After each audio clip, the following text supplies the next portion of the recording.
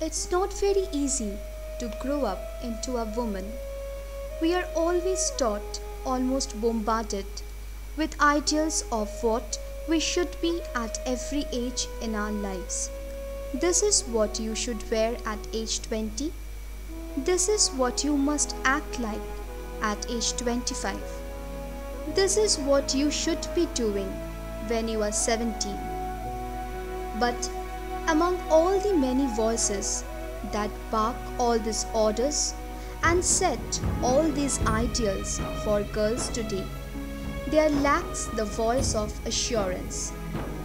There is also no assurance, no comfort in the life of a trans woman.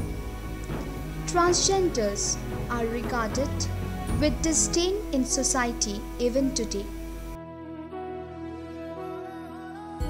Even films, which are a barometer of popular tastes and perceptions, reveal them in poking fun and ridicule them. When there is an encounter with one, questions are inevitable. What is the life of a transgender like? How do they feel living in a society with an identity crisis? How can anybody live with another identity rather than the gender assigned at birth? This documentary sheds light on the plight of transgenders. This is a story of a human being who is born to a family in transition. I am Neha and I am a she-male. I came to know about this aspect of my life when I was in school. I used to suffer from identity crisis. The very feeling of being deprived by nature was so humiliating.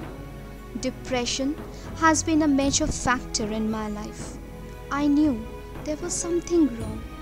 I always felt very lonely in large crowds.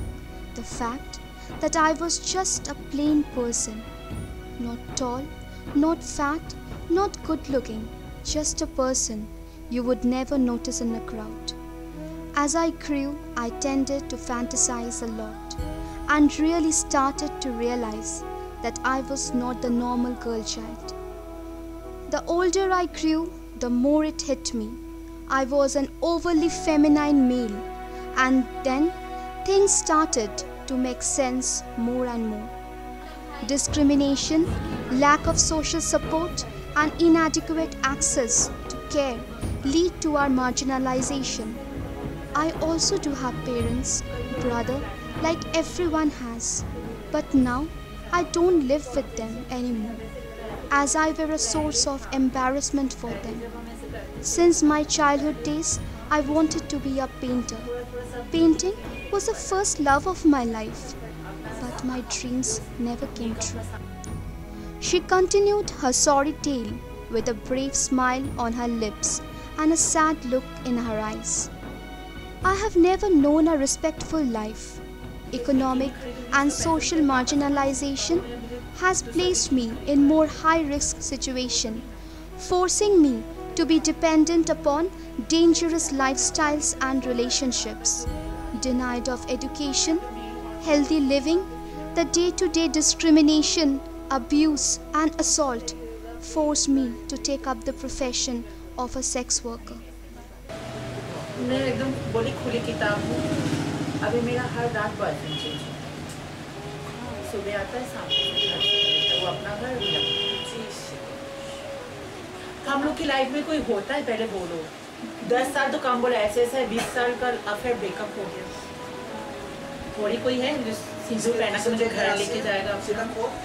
Suffering and redemption, love and hatred, pain and joy all go entwined and entangled in Neha's life.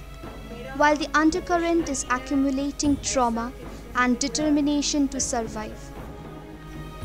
Quite strange in a social milieu where transgenders are still invisible and inaudible, living on the edges of society in dismal ghettos. However, many are coming out and sharing details of their life. We perform dance in marriage functions and childbirth ceremonies. There are many like me who works with me. People to humiliate us even when we want to live and enjoy our share of happiness. In recent past, I happened to visit the Dandiya night in Swabhumi. There, some boys humiliated me, declothed me in public. शाबू के अंदर तो मुझे bouncer लोग बोला, क्योंकि सब bouncer लोग उधर सब कुछ छोड़ दिया, हम लोग को पूरा खेल लिया, मुझे चेंज कर लिया, तो फिर भी संभाल नहीं पाया। तो सब बोला ma'am please if you don't mind आप इधर से निकल जाओ, नहीं तो आपको इन लोग रहने नहीं देगा और हम लोग आपको लेके पड़े रहेंगे तो हम लोग का तनख्वाह नहीं देगा। मतलब पब्लिक लोग। हाँ, तो उसके बाद मैं निकल गई, इधर बैठ गई, पंडाल हुआ था, मैं उधर मंडप में बैठ गई थी। तो कुछ देर के लिए उधर पूरा भीड़ हो गया, तो कुछ करना चाहा तो मैं करने नहीं दी, तो दो ग्रुप में मारामारी हो गया और मैं उधर से भाग निकली। People to forget that we are not up for grabs. We have the power to confer blessings on people on auspicious occasions like childbirth, marriage, and also at inaugural functions. This set the stage for the custom of badhai, but today, keeping in mind the pathetic condition of our kind, we can say that this community actually needs strength and social support so as to subsist in the society with proper dignity, respect, and most important, identity. I am here not by choice but by compulsion. I don't want the younger ones to continue the legacy.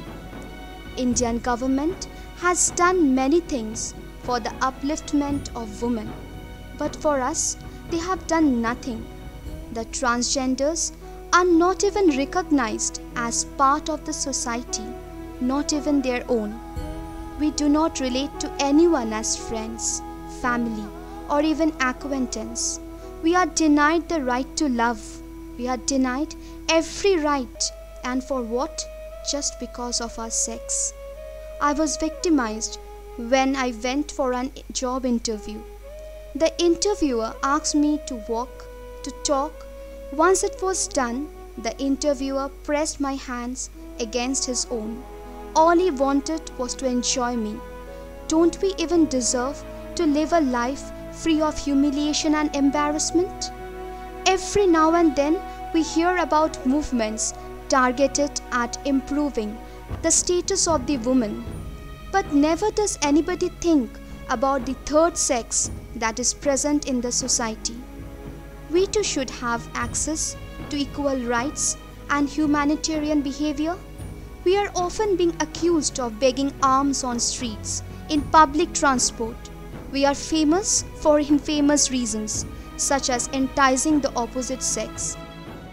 But none can feel how much it hurts to demean own self. A respectful life and fair treatment as an individual is all that we want. We do employ all these measures only to sustain our life. I am a woman. My plea is, let me be a woman, wholly through and through, asking for nothing but what God wants to give me, receiving with both hands and with all my heart, whatever that is.